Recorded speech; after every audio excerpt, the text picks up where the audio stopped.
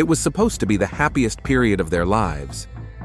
The wedding date was set for 3 months away, the invitations printed, and Lacey Whitmore couldn't stop smiling when she spoke about Ryan. But beneath the cheerful exterior, tension simmered in the Whitmore household. Evelyn Whitmore, Lacey's mother, had always wielded subtle control over her daughter's life. Now, with the wedding approaching, she seemed reluctant to let go. Small comments, criticisms about the dress, the venue, the guest list, they came wrapped in smiles but landed like tiny cuts. Ryan tried to stay out of it. He focused on school, the students who adored him, and tried to soothe Lacey's growing anxiety. Yet there was something else gnawing at him, something he couldn't quite name. His energy had dipped in recent weeks. He blamed long hours, skipped meals, and the chaos of planning a life-changing event. At a family dinner one evening, Evelyn seemed unusually attentive to Ryan. She laughed at his jokes, touched his arm just a beat too long, poured his wine for him with an intimacy that didn't go unnoticed by the rest of the table. Lacey looked away, her jaw tight.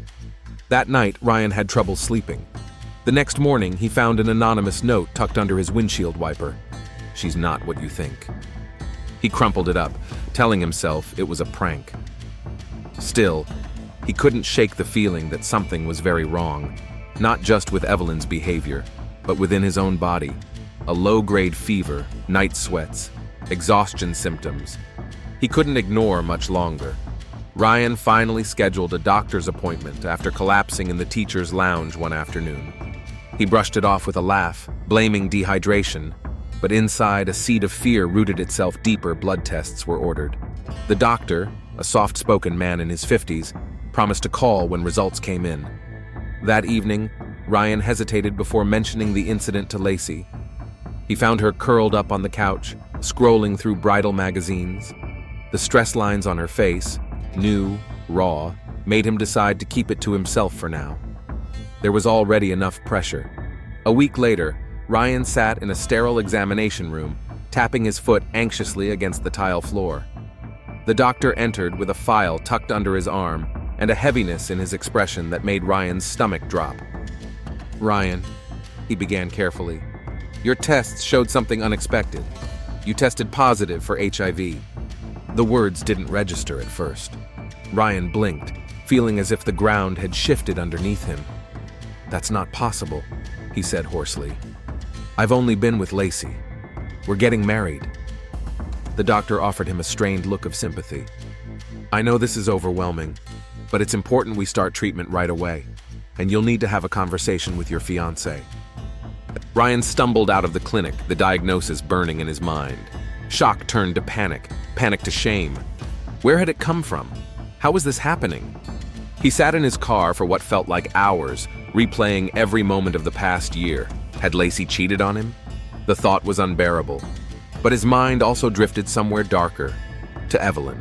The late-night conversations they had shared after Lacey went to bed, the faint smell of perfume that lingered on his jacket after a drunken family barbecue moments he had brushed off as harmless, now taking on a sinister light. Later that night, after another strained dinner, Ryan confronted Lacey. His hands trembled as he confessed, careful not to accuse her but desperate for answers. Lacey's face morphed from confusion to horror, and she swore she had been faithful. "We need to figure this out together," she whispered, tears brimming in her eyes. For the first time in their relationship, Ryan felt a sliver of doubt wedge itself between them. Meanwhile, Evelyn sat quietly at the kitchen table, sipping tea, her gaze lingering too long on Ryan as he passed. The first medication Ryan took left him nauseous, his skin clammy and pale. He hid the side effects as best he could, not wanting to frighten Lacey, but secrecy had become another weight on his already slumping shoulders. He spent hours alone in the bedroom, the walls closing in. The engagement photos still lined the nightstand, smiling faces that now looked like strangers. In the silence, the anonymous note echoed louder in his mind. "She's not what you think." Late one night, unable to sleep, Ryan pulled out his laptop and started reading. Article after article about HIV transmission, statistics, timelines. He learned that the virus sometimes remained dormant for months without symptoms, but not years. That narrowed the possible window of infection dramatically. Ryan realized bitterly that if Lacey was telling the truth, and he desperately wanted to believe she was, then someone else close to him had infected him, and there were painfully few possibilities. The next morning, Ryan sat across from Evelyn at the breakfast table. The air between them crackled with unspoken words. Evelyn's hand brushed his as she handed him a cup of coffee, her touch lingering longer than necessary. Ryan jerked his hand back, masking the revulsion he felt. "You're looking tired, dear," she said sweetly, tilting her head. "You know you can always talk to me, about anything." Ryan mumbled a non-committal thanks and quickly left the room, his heart pounding against his ribs. He needed proof, not just suspicions. And the first step, he realized, was to find out who else Evelyn was involved with. If there was a pattern, it would surface. Using an excuse about needing space to clear his head, Ryan stayed at a friend's apartment for a few nights. Lacey cried when he left but didn't stop him. She was exhausted too, weighed down by confusion and hurt she didn't fully understand.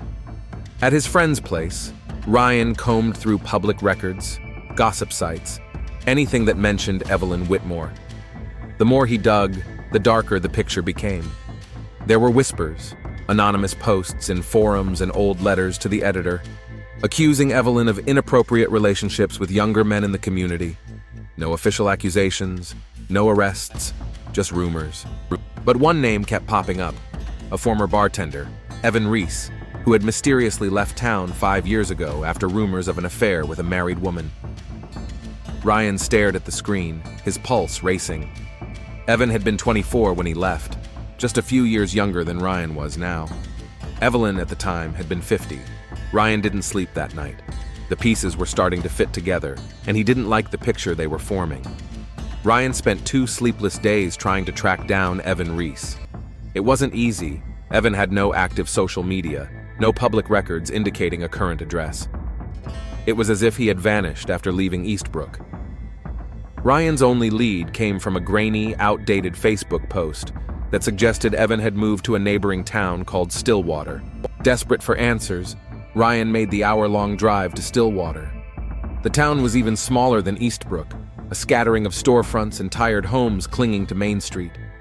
He stopped at a bar on the edge of town, the kind of place where everybody knew everybody else's business, and showed the bartender a photo he had printed from the internet. "Yeah, that's Evan," the bartender said.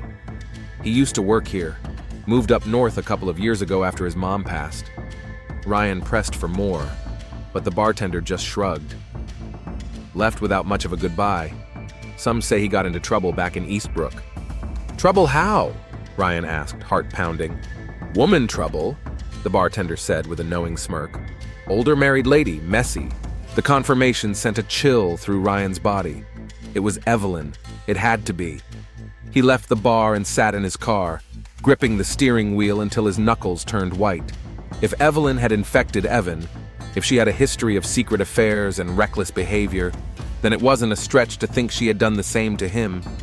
Worse, she might have known she was positive and said nothing. On the drive home, Ryan debated telling Lacey what he had found, but a deep sense of shame held him back. How could he accuse her mother without evidence, without a confession? That night, Ryan returned to the Whitmore house to find Evelyn waiting in the kitchen alone, a glass of wine in her hand.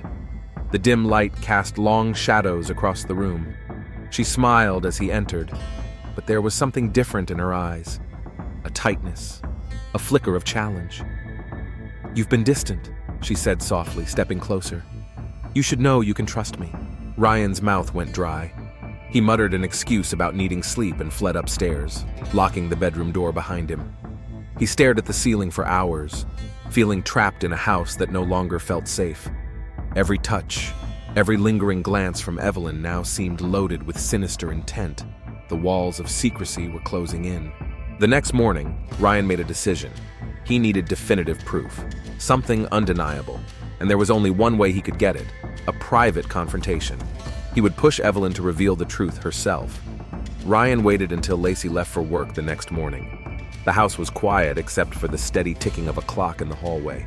He rehearsed what he would say, how he would approach her without tipping her off too early. He needed her caught off guard, vulnerable. A confession wasn't going to come easily. Evelyn was in the sunroom, sipping tea and reading a novel when he found her. She smiled brightly at him, as if nothing hung between them but pleasant familial ties. Ryan sat down across from her, his hands folded tightly in his lap. "I need to talk to you," he said, his voice barely steady. Evelyn set down her tea with exaggerated care. "Of course, dear. You know you can tell me anything." Ryan leaned forward. "I know about Evan Reese." For a split second, Evelyn's expression faltered. A flash of something, anger, panic, crossed her face before it smoothed back into her usual mask of benevolence. "I have no idea who that is," she said smoothly. Ryan's throat tightened. "I think you do. And I think you know exactly why he left Eastbrook. Just like you know what you've done to me." The temperature in the room seemed to drop. Evelyn stared at him, her smile evaporating. In the sudden, heavy silence, Ryan thought she might lash out, deny it, even laugh it off. Instead, she leaned back in her chair, studying him with a cold, calculating gaze he had never seen before. "You don't know what you're talking about," she said finally. Her voice was low, controlled. "I'm HIV positive," Ryan said, the words sharp as a blade, "and you're the only one who makes sense." Evelyn's lip curled slightly, a smirk that chilled him. "Poor Ryan. You have no idea how messy the world really is, do you?" Ryan stood up, heart hammering. "You need to tell Lacey. You need to tell her everything before I do." Evelyn rose too, stepping close enough that he could smell the sickly sweet perfume she always wore. Her voice dropped to a whisper. "If you tell her," she said, "you'll destroy her, and she'll never forgive you. You'll lose her forever. You'll be alone, just like Evan, just like all the others." Ryan staggered back, nauseated. Her words hit with the precision of a scalpel. She wasn't pleading for mercy. She was threatening him, playing on his fear of loneliness, of abandonment. He left the room without another word. Upstairs, Ryan locked the door behind him and slid down against it, breathing hard. He had confirmation now, not in the form of a neat confession, but in Evelyn's reaction. She knew what she had done, but what she said was also true. If he exposed her, he would hurt Lacey in ways she might never recover from. The dilemma gnawed at him, and somewhere deep inside, Ryan sensed that Evelyn wasn't finished. If he pushed too hard, something worse could happen. Ryan knew he couldn't stay in the Whitmore house much longer. Every hallway felt suffocating. Every glance from Evelyn carried the weight of an unspoken threat. Yet leaving too abruptly might alert her that he wasn't finished, that he was planning something. He needed evidence, proof strong enough that Evelyn couldn't twist it into lies. The next morning, under the guise of visiting a pharmacist for his medication, Ryan drove to a friend's place, Josh Chandler, a tech-savvy co-worker he trusted. Ryan explained, carefully omitting names, that he needed advice on how to record a conversation without tipping off the other person. Josh, curious but respectful of Ryan's tight-lipped urgency, recommended a simple voice recorder disguised as a pen. Small, discreet, easy to activate. "You sure you want to go down this road, man?" Josh asked as he handed over the device. Ryan pocketed the pen without answering. That evening, Ryan returned to the Whitmore house, forcing himself to act normal. He found Evelyn in the living room, flipping through a photo album filled with old family memories. Her smile as he entered was knowing, almost smug. He sat across from her, slipping the pen from his pocket and clicking it on under the pretense of adjusting his jacket. Ryan started casually, mentioning their earlier conversation in vague terms. Evelyn played innocent at first, laughing off his concerns, pretending to be hurt by his accusations. But as Ryan gently pressed, her defenses slipped. "You think you're the first?" she said quietly, almost musing to herself. "You think you're the first one I couldn't resist? Young men are so easily broken." Ryan's stomach churned. He kept his face blank, silently praying the recorder was picking up every word. Evelyn leaned closer, her voice dropping to a near whisper. "You think telling Lacey would save you? It would only make her hate you. It would make you the villain. Me? I'm her mother. Mothers are forgiven for everything." She smiled thinly. "But lovers? They are not." The sickening weight of her words pinned Ryan to the chair. It wasn't just manipulation anymore. It was a confession, cloaked in a velvet threat. The conversation ended abruptly when Lacey came home, calling cheerfully from the foyer. Evelyn's smile snapped back into its public mask in an instant.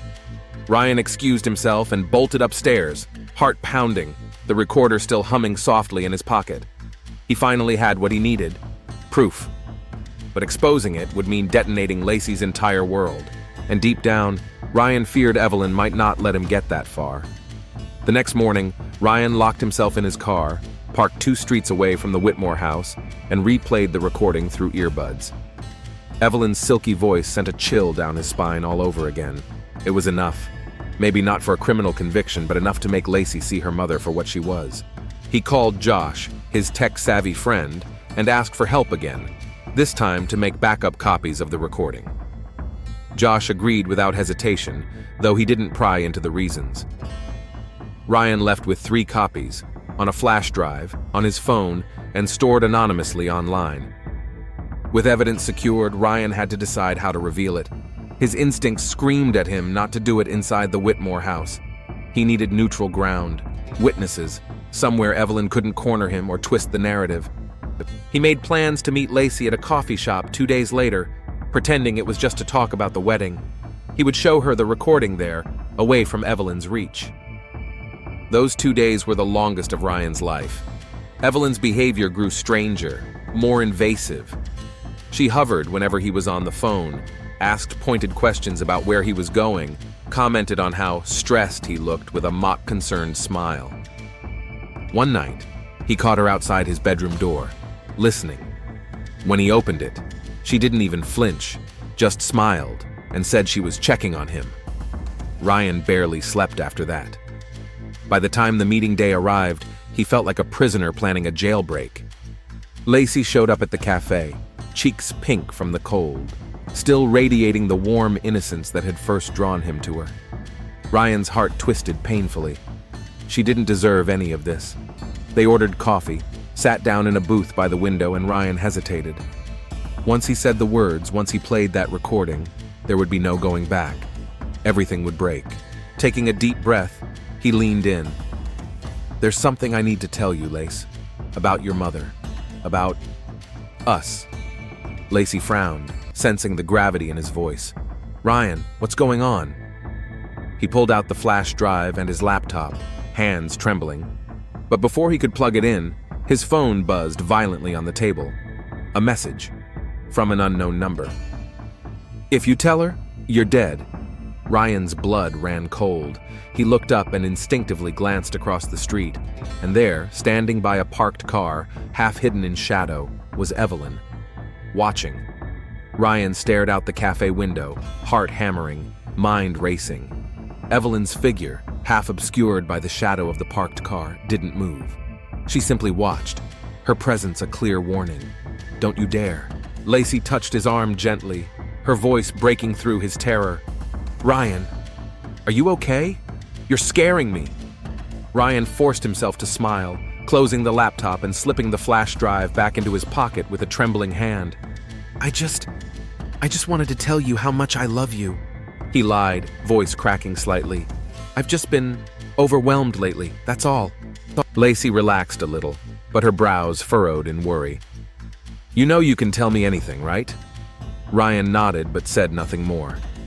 Across the street, Evelyn's silhouette eventually disappeared into the late afternoon haze. He couldn't do it. Not like this. Not while she was watching. Not while Lacey could become collateral damage. After Lacey left, Ryan sat alone for almost an hour, staring blankly at his cold coffee. Every instinct in him screamed that this wasn't over, that pulling back had only bought him time, not safety. When he returned to the Whitmore house later that evening, the atmosphere was electric with silent hostility. Evelyn greeted him at the door with a smile too wide, her eyes glittering with something darker. "Good to see you made it back safely," she said sweetly. Ryan brushed past her without answering. Upstairs, he locked himself in his room and started typing out an email to Lacey. A long, detailed confession, the whole story, the proof attached. He was halfway through when a noise downstairs made him freeze. Footsteps, heavy, deliberate, coming up the stairs. Ryan saved the draft and pocketed the flash drive. He knew Evelyn wouldn't let this lie, not after today. There was a knock at the door, gentle, rhythmic. "Ryan, dear," Evelyn's voice purred through the wood. "We need to talk." Ryan backed away from the door. "No," he said hoarsely. "Not now." The handle rattled. The door shook violently under a sudden, forceful shove. Panic exploded inside him. He grabbed his phone. No service. The Whitmore house was notorious for dead zones, and tonight it felt like a prison. He shoved the flash drive deep into the lining of his jacket and climbed out the bedroom window onto the roof, heart pounding. Evelyn's voice floated after him, still soft, still coaxing. "Don't make this harder than it has to be, Ryan." Ryan dropped to the ground, rolling painfully across the lawn, and sprinted into the darkness. He didn't stop running until he reached his car 2 streets away. Inside, shaking, he locked the doors and forced his brain to clear. He couldn't hide anymore. Evelyn wasn't just manipulating him now, she was hunting him. Tomorrow, he decided, he would go to the police. It was the only way left. At dawn, Ryan sat parked outside the Eastbrook Police Department, exhaustion anchoring his body. He rehearsed his story over and over, worrying how it would sound. A respected community figure like Evelyn Whitmore, charming, wealthy, connected, versus him. A sick, desperate man with only a vague recording and a nightmare of allegations. Still, he couldn't turn back. Inside, the station buzzed with morning activity. A young desk sergeant with a buzz cut and a polite smile greeted him. Ryan's voice cracked as he asked to file a complaint. Private, urgent. He was led to a small, windowless room where Detective Marla Jensen eventually joined him. She was older, experienced, her sharp eyes missing nothing. Ryan laid everything out. The diagnosis, the suspicions, the history of Evelyn's behavior, the recording. Jensen listened carefully, taking sparse notes. When he finished, she leaned back, steepling her fingers. "It's serious," she said. "And if you're right, it's criminal, but it's going to be hard. Publicly, she's well-liked. You're going to be discredited." "I don't care," Ryan said hoarsely. "I just want to stop her." Jensen requested a copy of the recording and promised they would start discreetly. She warned Ryan to stay away from the Whitmore house for his own safety. Restraining orders took time, but the police could start surveillance if necessary. Ryan left feeling lighter, but only for a moment. When he arrived at his friend Josh's apartment to crash for the night, the front door was ajar. Inside, chaos reigned. Furniture overturned, drawers yanked open. Ryan's laptop was missing. The backups of the recording, all gone. Josh stumbled out from the bedroom, his face bruised, his shirt ripped. "Someone broke in," he rasped. "They were looking for something, asked about you." Ryan's heart sank. Evelyn hadn't waited. She had struck first. They called the police, but Ryan knew what the report would say. Burglary, no witnesses, no clear suspect, and Evelyn's hands would remain spotless. He still had the flash drive hidden in his jacket, the last copy. But now Evelyn knew he had gone to the authorities. She wouldn't back down. That night, Ryan barely slept. He kept the flash drive taped to his chest, terrified it would vanish while he dreamed. He knew he couldn't outrun Evelyn forever. He needed a new plan, something final. The next day, he called Lacey and asked her to meet him again, this time insisting she come alone and meet him at the small public park outside town, far away from prying eyes. He would tell her everything. No more running, no more fear. He didn't realize Evelyn was already one step ahead. The day of the meeting arrived under a sky heavy with dark clouds, a cold wind snapping through the empty park. Ryan waited at the far edge near an old oak tree, flash drive secured in his jacket, adrenaline pulsing through his veins. Lacey was late. He kept checking his phone, counting every minute, every second. She hadn't answered his last message. A growing sense of dread gnawed at him. Had Evelyn gotten to her? At the same time, parked along the perimeter, Evelyn watched. Hidden by a line of trees, she sat in her car, fingers drumming against the steering wheel. She wasn't smiling now. Her face was tight, controlled, her mind racing. She knew Ryan wouldn't stop. She had underestimated him. Now he was willing to destroy everything. Her reputation, her relationship with Lacey, her carefully constructed life. And Evelyn wasn't going to let that happen. 20 minutes passed. Ryan started pacing, muttering to himself. He thought about calling Lacey again, but a flash of movement near the trail caught his eye. A figure. Small, familiar. Lacey. Relief surged through him. He waved her over, heart pounding with urgency. She reached him, breathless and worried. "Ryan, what's going on? You sounded—" Before he could answer, another figure emerged from the trees. Evelyn, moving fast, something metallic glinting in her hand. Ryan barely registered the flash before Evelyn was on him. The first blow struck his side. A searing, sharp pain. He stumbled backward, clutching his ribs. Lacey screamed, frozen in shock. The second blow, a deeper stab into his abdomen, knocked Ryan to his knees. Evelyn loomed over him, breathing hard, eyes wild. "You could have left it alone," she hissed. "You could have lived." Ryan struggled to stay conscious, one hand fumbling inside his jacket for the flash drive. It slipped from his fingers, landing in the mud between them. Lacey screamed again, louder this time, finally breaking from her paralysis and lunging forward. "Mom, stop!" But Evelyn wasn't listening. She turned on Lacey, face twisted in fury. Ryan, with the last of his strength, grabbed Evelyn's wrist as she raised the blade toward her daughter. "Run!" he gasped to Lacey. "Run!" Lacey stumbled back. Horror splashed across her face before bolting toward the parking lot. Sirens wailed in the distance, faint, growing louder. Someone had called the police. Maybe a passerby had seen the attack. Evelyn yanked free from Ryan's weakening grip and stood over him, panting.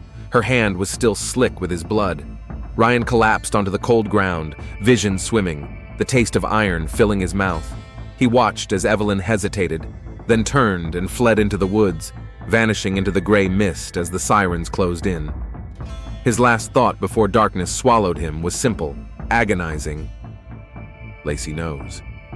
The paramedics arrived within minutes of the call. Lacey stood near the entrance of the park, sobbing uncontrollably as flashing lights bathed the scene in red and blue. Ryan was barely conscious when they found him, lying curled on the wet ground, blood pooling around him. His pulse was weak, thready. EMTs worked quickly, stabilizing him, applying pressure to the stab wounds, shouting rapid medical codes into radios. Detective Marla Jensen, already familiar with Ryan's allegations, arrived with the first squad car. She immediately separated Lacey from the growing crowd of onlookers. "What happened?" Jensen asked firmly but gently. Lacey, still shaking, struggled to form words. It was my mother. She stabbed him." Jensen's expression hardened. "Where did she go?" Lacey pointed toward the dense woods. Immediately, officers fanned out, setting up a perimeter. A K-9 unit was called. Helicopters circled overhead. But Evelyn had a head start, and the woods behind the park were vast and tangled. At the hospital, Ryan was rushed into surgery. The knife wounds had punctured a lung and grazed his liver. Doctors fought for hours to save him. The flash drive, still hidden inside the lining of his jacket, was recovered and placed into evidence. Back at the crime scene, detectives recovered Ryan's blood-soaked jacket, the discarded weapon, a kitchen knife, and partial footprints leading toward the woods. By dawn, Evelyn Whitmore was officially declared a fugitive. The local news exploded with the story. Eastbrook woman wanted for attempted murder. Community leader vanishes after violent attack, but inside Eastbrook, there was confusion, disbelief, and division. Many residents refused to believe that Evelyn, the woman who chaired fundraisers and organized charity drives, could be guilty of such violence. Lacey found herself at the center of it all, grieving, guilt-ridden, and completely alone. She refused to return to the Whitmore house, instead staying in a motel under police protection. She gave her formal statement to detectives, corroborating Ryan's version of events. The recorded conversation, the one Ryan had fought so hard to protect, was entered into evidence. In it, Evelyn's veiled admissions painted a chilling portrait of a woman who had spent years preying on vulnerability. Meanwhile, a manhunt for Evelyn intensified. Roadblocks were set up, tips flooded in from across the state. Every lead was pursued, but Evelyn remained one step ahead. There were whispers that she had resources, old friends willing to hide her, or the cunning to disappear into another small town under a new name. Ryan remained in critical condition, kept alive by machines and medical intervention. Detective Jensen visited his hospital room, standing silently by his bedside, anger burning under her professional demeanor. This wasn't just a case anymore. It was personal. She promised herself she would find Evelyn Whitmore, no matter how long it took. In the days following the attack, Eastbrook transformed into a town under siege. Flyers with Evelyn Whitmore's face plastered storefronts and highway billboards. News vans camped outside the police station, eager for updates. Every whisper, every shadow in the woods triggered frantic calls to the authorities. Detective Marla Jensen worked around the clock, her team combing through Evelyn's known associates, financial records, and travel history. They discovered that 2 weeks before the attack, Evelyn had quietly liquidated several investments, cash that could now be sustaining her on the run. She was no ordinary fugitive. She had money. She had social skills. She had decades of practice manipulating those around her. Meanwhile, Ryan remained unconscious in the intensive care unit, fighting off infections and internal bleeding. Lacey visited daily, sitting silently by his bedside, clutching his limp hand. She blamed herself for ignoring the signs, for not protecting him sooner. Guilt gnawed at her, even though everyone, including Detective Jensen, reassured her that none of this was her fault. But guilt is rarely rational. The police set up a tip line, and calls poured in. A woman matching Evelyn's description was seen hitchhiking along a highway 2 towns over. Another report claimed she was spotted entering a rundown motel under a false name. Each lead led to dead ends. Detectives found a burned-out car in a ravine near Stillwater. Evelyn's registered vehicle, no body, no signs of struggle, just ashes and melted metal. It was a clear message. Evelyn planned to vanish completely. Jensen gathered her team late one night in the station briefing room. "She's smart," she said. "She's patient. And she's desperate. That makes her dangerous." The mood in the room was grim. They all knew the truth.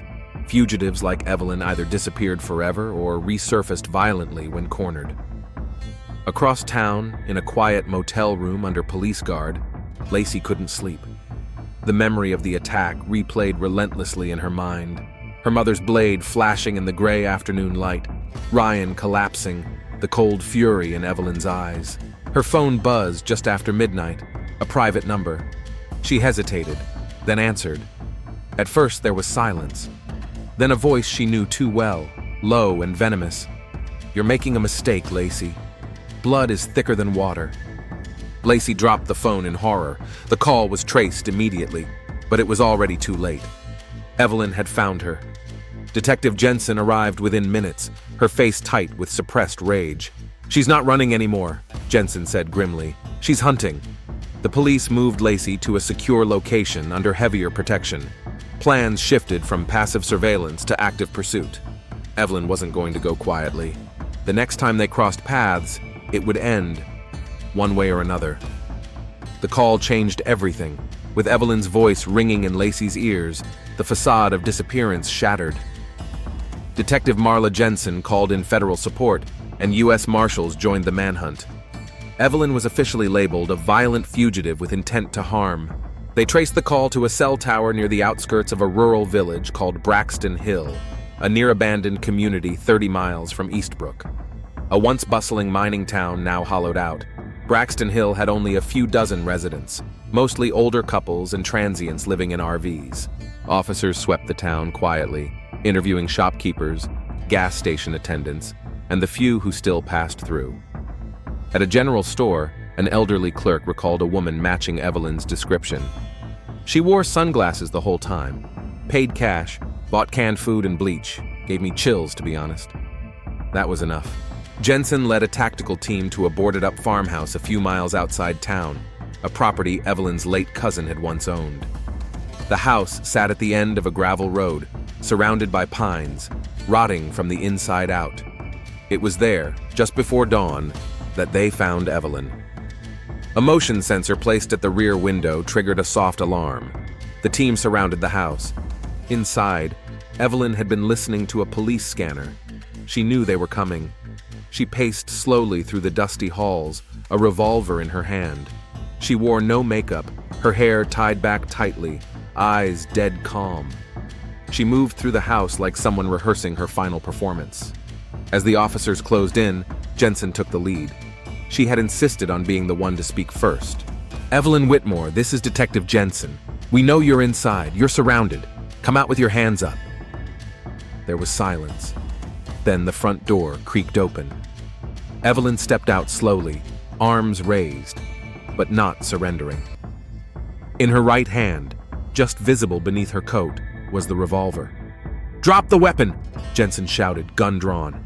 Evelyn's eyes locked on hers, cold, distant, not desperate, resolved. "She turned my own daughter against me," Evelyn said softly, almost to herself. "I built a life, and you all tore it down." "Drop it," Jensen repeated, voice steady, though her finger tensed against the trigger. For one unbearable moment, time seemed to stop. Then Evelyn moved. The gun came up. Not fast, not aimed, but deliberate. It never reached eye level. A single shot rang out. Evelyn collapsed to the porch, the revolver tumbling from her fingers. Officers rushed forward. Jensen stood frozen, gun lowered, her chest heaving. The paramedics confirmed it minutes later. Evelyn Whitmore was dead. Across town, at the hospital, Lacey received the news with a strange mixture of relief and devastation. Her mother, the woman who had betrayed, threatened, and nearly killed the man she loved, was gone. Lacey sat by Ryan's side, tears running down her face, whispering to him even as he lay motionless. "She's gone! You're safe now!" His hand twitched. Barely, but it moved. It was the first time he'd done so in days. The weeks that followed Evelyn's death passed in slow, fragmented pieces. The media swarmed Eastbrook, flooding the town with headlines and speculation. A woman once celebrated for her poise and philanthropy was now known nationwide for her crimes: manipulation, sexual misconduct, assault, and attempted murder. But behind the headlines were the quieter, harder truths. Ryan remained in the hospital for another 2 weeks. The first twitch of his hand became a turning point. Doctors called it encouraging but cautious. His vitals stabilized. He eventually opened his eyes. Lacey was there the day he spoke for the first time. His voice was weak, cracked by tubes and trauma. "Is she gone?" Lacey nodded, tears slipping down her face. "Yes, she's gone." Ryan turned his head slightly, exhaling, a quiet surrender, relief without celebration. Detective Jensen visited him days later to inform him formally. The case was closed. Evelyn Whitmore's death ended criminal proceedings, but the evidence collected, the recording, Lacey's eyewitness account, and Josh's statement, painted a clear, damning narrative. Though Evelyn would never stand trial, the truth of her actions had been brought to light. A few weeks later, Ryan was discharged to a rehab facility. The recovery was slow, but steady. Lacey helped him every step of the way, though their relationship now existed in a strange, uncertain space, bonded by trauma, but reshaped by it too. They didn't talk much about the wedding or the past, not yet. Lacey sold the Whitmore house. She donated the money to a local HIV awareness nonprofit in Ryan's name. It was a quiet act of penance, not for her mother's crimes, but for everything she didn't see, didn't stop. Josh recovered too. His injuries were less severe, but his loyalty never wavered. He visited Ryan often, always with humor and awkward grace. The three of them, in time, began to rebuild what was left. The town slowly moved on, some in silence, others in whispers. For many, Evelyn's dual identity, beloved public figure and violent predator, remained too uncomfortable to process. Her obituary was short, sanitized, her crimes not mentioned. But for Ryan and Lacey, closure didn't come from public opinion. It came from survival, from telling the truth, from enduring what should have broken them. One quiet afternoon, as they sat together under the same oak tree where it all nearly ended, Ryan turned to Lacey. "Do you ever think we'll be normal again?" Lacey paused. "No, but maybe we'll be something better." They didn't need a neat ending. Life didn't offer those. What they had now was something harder earned: honesty, resilience, a second chance.